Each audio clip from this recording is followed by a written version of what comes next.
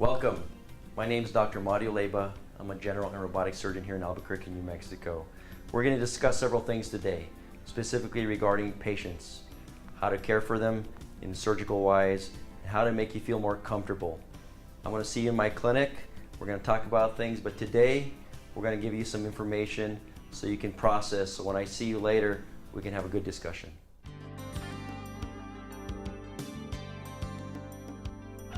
The reason for making these videos was to help the surgical process along. I've seen it from a surgical standpoint. I know how to do the surgery, I've seen it in clinic and so forth, but I've never really dealt with being a patient. And when patients come to my clinic, oftentimes they're overwhelmed with the amount of knowledge that I give them and other doctors, and they focus on that rather than listening to what's actually going on. So when they go home, their family members ask them, well, what happened? A lot of times they're like, I don't remember anything. So the reason for this is to help educate patients and family members and even providers and other people that want to be involved in the surgical procedures themselves.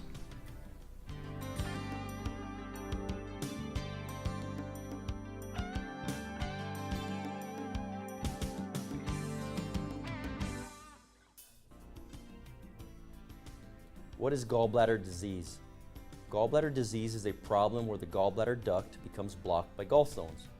These gallstones occur in the gallbladder for a variety of reasons, but this blockage affects the digestive process of the body and can be chronic or acute.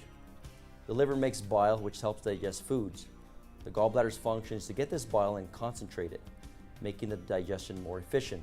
If the bile duct becomes blocked, then the plumbing system does not work and the bile does not reach the intestine and disrupts this digestion. This is a description of the anatomy for gallbladder disease.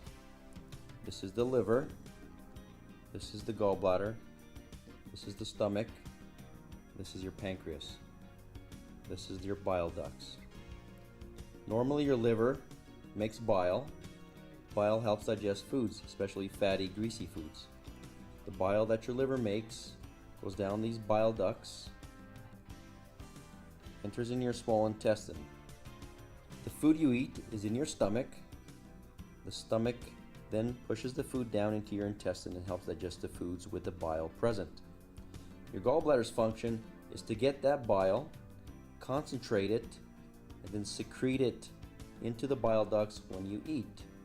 That way a more concentrated form of bile comes into the small intestine here. It helps with digestion. It makes it more efficient.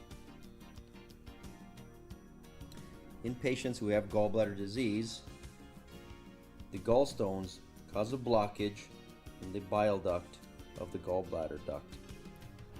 Thus, the bile cannot come out into the main bile duct because of this blockage. Your gallbladder still gets a signal from your stomach to squeeze, and the repeated squeezing causes inflammation of your gallbladder. Symptoms may be constant if there's a blockage that does not remove, or intermittent if the stone falls out every so often. Occasionally a stone can pass from your gallbladder into your cystic duct here, and all the way down your main common bile duct and get lodged in this section here, causing blockage of your pancreas duct and of your common bile duct, causing severe symptoms. Occasionally the stone will fall out or may need to be removed. Sometimes a gallbladder can become sick without gallstones, but this is less common and is treated in the same way.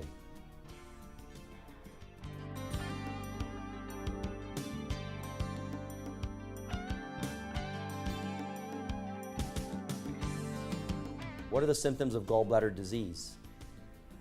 Symptoms may include intermittent abdominal pain with radiation to the back or shoulder, nausea with or without vomiting, bloating, and diarrhea.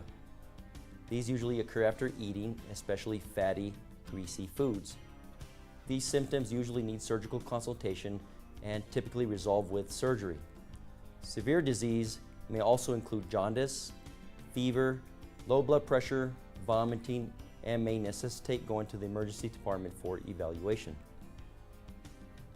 Who is prone to gallbladder disease? Gallbladder disease can affect both men and women.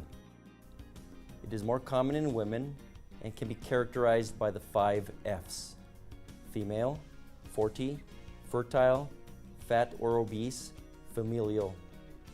It is very common in the United States and in New Mexico. It is diagnosed with an abdominal ultrasound or a HIDA scan in correlation with clinical history.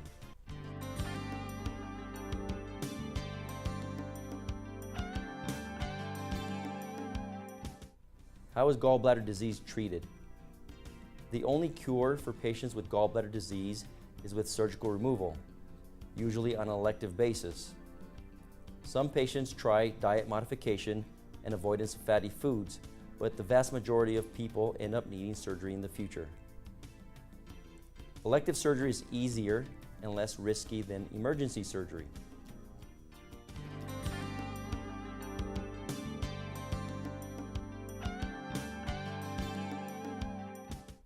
How is gallbladder surgery done? Gallbladder surgery, or a cholecystectomy, is done via the Da Vinci robotic system, usually through one small incision that hides inside the belly button and minimizes any scars. Once a patient has gallstones and symptoms of those gallstones, surgery is recommended. The way surgery is done is 2 clips are placed on this duct, called the cystic duct, and the gallbladder is removed. Then the liver will make the bile, as it usually does, just needs to make more of it. The gallbladder is not needed for survival. It's very common to have the gallbladder removed in these instances. Risks of the surgery would include injury to any of these structures in this vicinity. The goal is to put 2 clips on this duct, not here, here, here, or down here. The way we do this is with surgical technique and using the robotic system to help identify this duct using the Firefly cholangiogram, which gives me a road map of these bile ducts. At the time of surgery, I inject some dye in through your veins. The dye gets taken up by the liver, secreted with the bile, and the bile ducts then light up with a special laser on the robotic camera. Then I know a road map is present and I can find which of these ducts I need to clip and remove. Only a select few of surgeons know how to do this method. It is specialized and more complex to complete. Most patients go home the same day and rapidly recover over the next several days. Other ways include laparoscopic surgery, which have 3 or 4 incisions, and traditional open surgery with a large incision on the abdomen.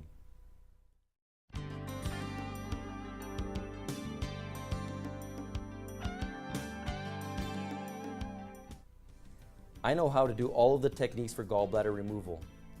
I prefer to use a robotic system because in my hands it gives me several options. Number 1, smaller cosmetic incision with rapid healing and improved pain profile. Number 2, superior visualization at the time of surgery with high definition 3-dimensional visualization. And number 3, the ability to get a road map of the bile ducts without making any holes in the bile ducts. This is called a Firefly cholangiogram. And number 4, the robotic system I feel helps me prevent any of these known complications in surgery. Thus, in my hands, it's safer compared to other methods I use.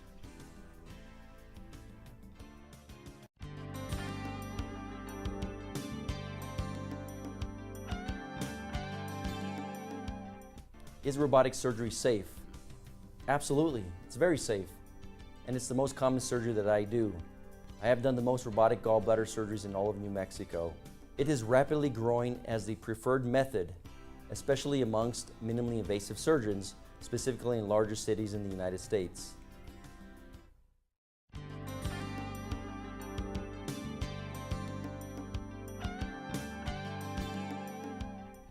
What are the risks of surgery? All surgeries have some degree of risk, but surgical risks include, but not limited to, bleeding, infection, injury to the bile ducts or surrounding structures, bile leakage, hernia formation, or wound complications. These complications are relatively rare and are more common with emergency surgery and with long-standing disease, but can be treated if occur. Minor risks include postoperative diarrhea, which typically resolves quickly, atypical scar formation, and expected pain after surgery.